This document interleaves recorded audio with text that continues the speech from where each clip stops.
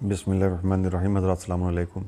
حضرت مختار اپنے بہنوئی عبداللہ ابن عمر کے پاس کافی دن تک رہے، لیکن صبح و شام یہی خیال تھا، یہی تمنا تھی کہ کتنی جلدی کربلا کا بدلہ لیتے ہیں۔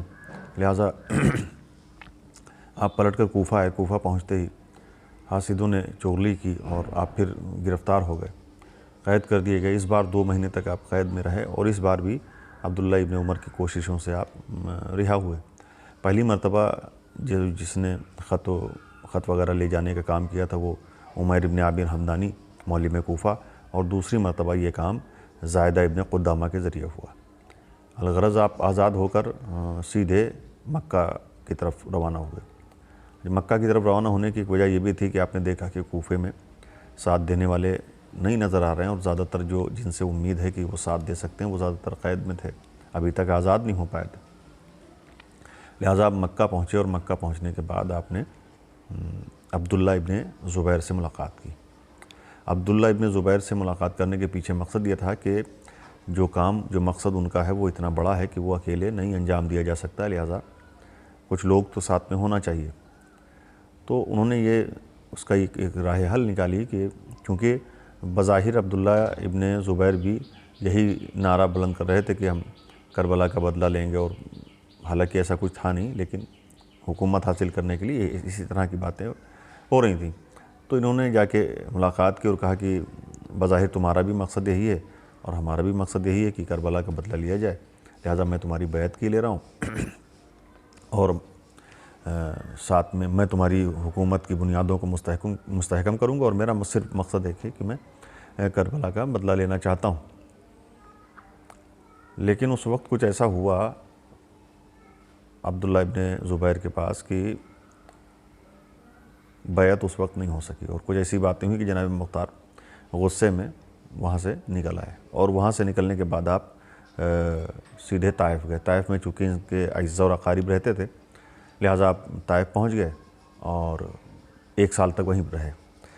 اب ادھر عبداللہ ابن زبیر کو یہ ذہن میں یہ بات آئی کہ یہ تو بہت غلط ہو گیا، مختار خود آئے تھے بیعت کرنے کے لیے، تو اگر اتنا مضبوط آدمی مل جائے تو ہمارے لیے بہت فائدہ مند ہوگا۔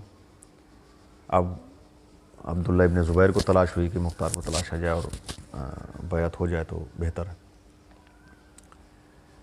1 سال تک ملاقات نہیں ہوئی، حج کا زمانہ آ گیا، جناب مختار حج کرنے کے لیے آئے، تب عبداللہ ابن زبیر کی نظر جناب مختار پر پڑی۔ عبداللہ ابن زبیر نے اپنے ساتھیوں سے جو آس پاس تھے ان سے کہا کہ یہ آدمی اگر بیعت کر لے تو بہت اچھا ہے، کوئی راستہ نکالو۔ تو عباس ابن سہل انصاری ایک نام ہے، انہوں نے کہا کہ ٹھیک ہے، میں کوشش کرتا ہوں، اگر مجھے اختیار دیا جائے گا، ٹھیک ہے تم کوشش کر کے دیکھو۔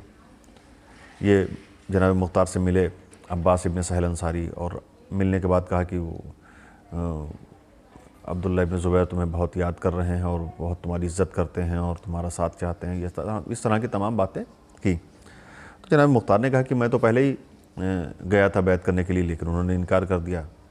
اب میں یہ انتظار کر رہا ہوں کہ اب میں دیکھوں کہ ان کو میری ضرورت ہے یا مجھے ان کی ضرورت ہے، یعنی تمہاری ضرورت ہے ان کو، آپ آئیے۔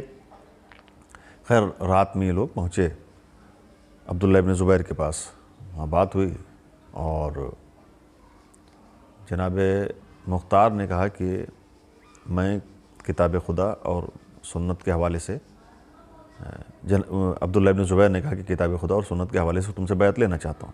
تو جناب مختار نے کہا اس شرط پر تو میں کسی غلام کی بھی بیعت کر لوں۔ اب لیکن میری ایک شرط ہے، کہ شرط یہ ہے کہ جب بھی کوئی کام ہوگا حکومت میں تو میرے مشورے کے بغیر نہیں کرو گے۔ اب اس شرط پر عبداللہ ابن زبیر کو بہت اعتراض تھا، لیکن عباس ابن سہل انصاری کے بیچ میں پڑھنے سے معاملہ حل ہو گیا، اور اسی کے کچھ دن کے بعد کا یہ واقعہ ہے کہ وہ حسین ابن نمیر نے محاصرہ کیا، اور اس وقت بھی جناب مختار پیش رہا، اور انہوں نے اس سارے کاموں کو اور یہ پورے حالات کو اپنے ہاتھ میں لیا اور اس کو بخوبی انجام دیا۔ تو اس سے آپ کا جو نام و شہرت تھی وہ اور بڑھ گئی، لیکن ساتھ میں کچھ لوگوں میں غلط فہمی بھی پیدا ہو گئی، کچھ لوگ جناب مختار کی طرف سے بدگمان بھی ہو گئے کہ عبداللہ ابن زبیر کی بیعت انہوں نے کیوں کر لی۔ یہ باتیں انشاءاللہ آگے آئیں گی۔ حالانکہ جناب مختار کا مقصد صرف یہی تھا کہ انہیں کچھ سہارا چاہیے تھا کہ ہم آگے بڑھ سکیں، کیونکہ اکیلے اتنا بڑا کام انجام نہیں دیا جا سکتا تھا، لیکن بدگمانی تو پیدا ہو ہی گئی تھی، کچھ لوگ تو ناراض ہو ہی گئے تھے۔ اب ان تمام چیزوں پر انشاءاللہ اگلے ویڈیو میں بات ہوگی۔ آج کے لیے اتنا، السلام علیکم، خدا حافظ۔